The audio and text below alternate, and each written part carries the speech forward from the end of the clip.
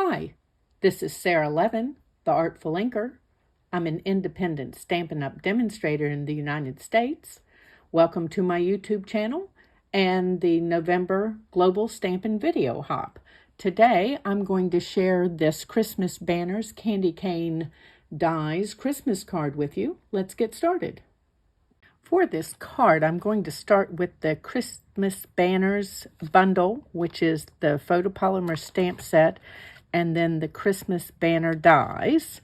When you buy a bundle, of course, you get a 10% discount versus buying the items separately. I've got a piece of basic white and one of the banner stamps and my shaded spruce ink. And I'm just going to place this on here and rub and move it a little bit and do that a couple of times to make sure all the pieces have picked up ink. And then let's pop that out of the way. And it doesn't matter where I'm going to stamp on here, since I'm going to use those banner dies to cut it out. I just want to give it a moment to transfer the ink. And there we have that pretty banner. Now, we're going to turn this over. One of these loops is smaller and then one larger, and need to make sure that my it's turned this way for the words that we're going to stamp. Now, I did ink those in Blushing Bride first so that they won't pick up as much of the Sweet Sorbet. And then I'm going to lightly place them on my banner here so that they will be where I want them to be for stamping in terms of spacing and angle and all of that good stuff. And then I'm just going to place my block over them and pick them up. Okay. And then let's ink those up with Sweet Sorbet. Whoop, I got very messy. Let's see whether I can keep from being very messy here by going straight down. Give that a light rub, not a mash. And there we go. Okay, so I'm going to need to die cut this piece, and I'll be right back. Okay, so I used the dies to cut the banner and then also some leaves. I've got shaded spruce and mint macaron. Let's set these aside. And then I've also used the candy cane dies for today's card, but not the stamp set. And what I'm going to do is I already cut 2 Sweet Sorbet candy canes, and then I used the die to cut the grid, and I'm just going to place my candy canes under the grid here so that I get a little bit of that striping on here. Oh, I'm a little ahead of myself. Let's wipe these with my embossing buddy. And you can find the embossing toolkit in the July through December mini catalog. Now I'm going to hold this down and just press on some Versamark. And then let's move on down, just keeping my... And these don't have to be perfect. If I wanted perfect, I could have purchased the stamp set, but I decided for my purposes, this would work just fine. So let's move this out of the way. And then we're going to push these to the inside here and sprinkle on embossing powder. So I've got white Stampin' Emboss powder, and we're just going to give those a good sprinkle. And put that down. And then let's grab my handy tweezers here and give these a lift. And I just want to shake these from the side and give them a little bit of a tap. And same thing here. The tweezers will help me pick them up so that I'm not touching the front here. Okay, and then back in my bottle. Now the white Stampin' Emboss powder comes as part of the Basics combo pack of embossing powder. And then of course I need to pull out my heat tool here. So let's pick this up in my tweezers, heat up my heat tool. I'm just going to wipe off that little bit there. And I'm going to heat from behind so that I blow less of the embossing powder around on the front of my project. Let's see, we've got a little bit of excess here. It's a little humid here in my house today. Lots of cooking going on.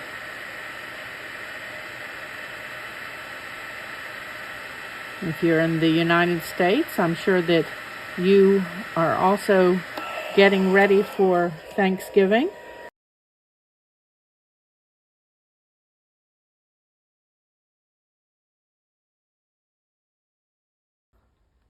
Okay, and there we have our candy canes, and we are ready to assemble our card. So the next thing I did was use that background die to cut 2 pieces of balmy blue. Now, there's no way to line them up and get the crisscross using 2 good sides, so you use one front and one back to get the grid. And I am going to adhere these with some dimensionals because I like the effect. So let's be neater with those and not have them showing through the front. How about that? Okay.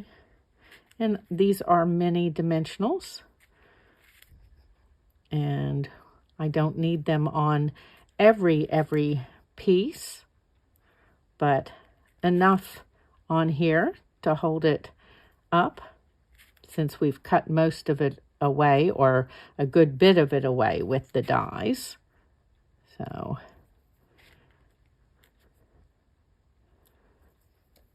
almost done placing these. Let's do another one up here.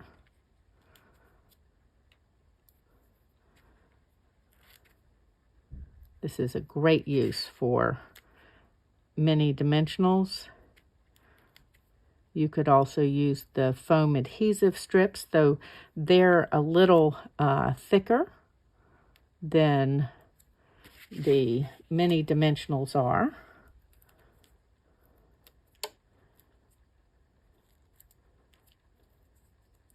Okay, and of course you got to pull the backings off, and these come off super easy.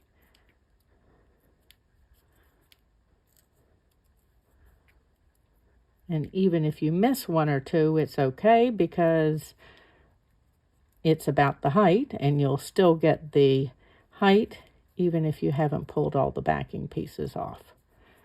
Okay, just making sure that I've placed it down so that they're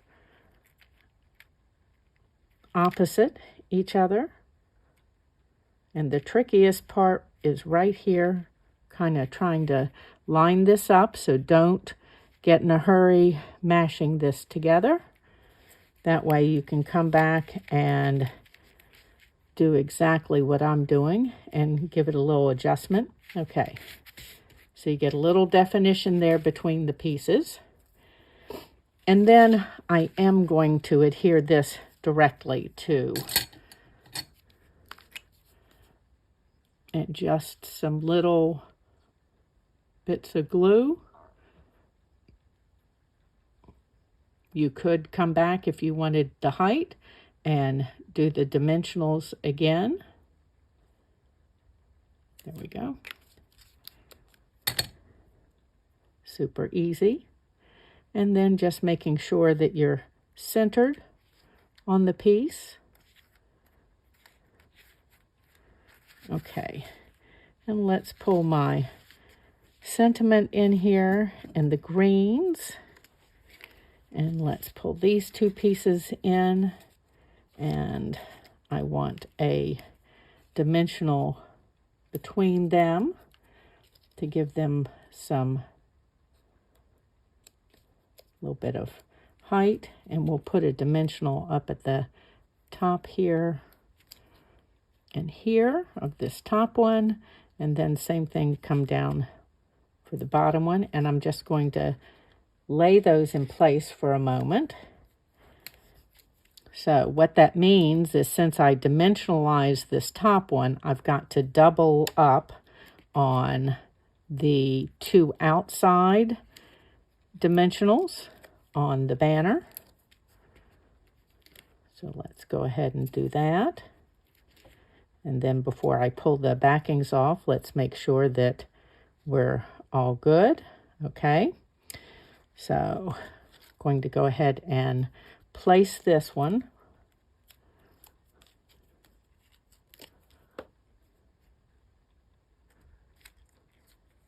Okay. And then before I adhere my banner, I want to put some of these pieces in place. So let's add just a little bit of adhesive along the back, and we'll do the same thing down here at the base of this one. If you've been here before, you know I'm not going to add sticky all the way up on a piece. I just like to give it a little, okay. We'll hide the end of that one, and then we know it's there.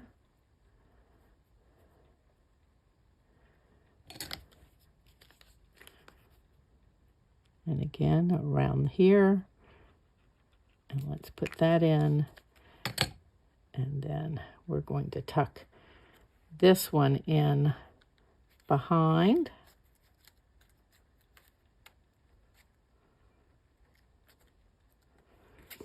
Okay, let's go ahead and put our banner on before placing that final group. And I want this one to kind of be overhanging just a little bit. So push this on up in here. Oh, this needs to be straighter. Okay, and then we've got these two here, and we'll tuck them in as well. Let's layer them up.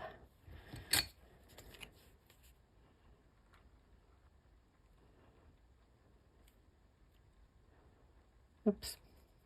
And need some adhesive on the back of this guy.